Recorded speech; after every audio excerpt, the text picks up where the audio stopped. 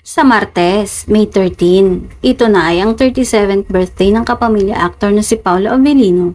At bago pa nga sumapit ang kanyang kaarawan ay ipinagdiwang na yon ng ABS-CBN Film Productions. Kasabay ng Thanksgiving dinner ng unang pelikula nila together ni Kim Chu na My Love Will Make You Disappear. Sa nasabing event ay shinare ni Paolo ang kanyang birthday wish. Wish ko talaga sana umunlad na ang ekonomiya ng Pilipinas, say ni Paolo.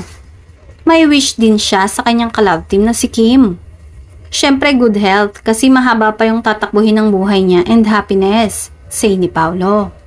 Kilalang galanting magregalo si Kim kaya natanong siya ni MJ Felipe ng ABS-CBN News kung ano ang regalo niya sa kanyang kapareha. Ang hirap kasi nito bigyan ng regalo, say ni Kim.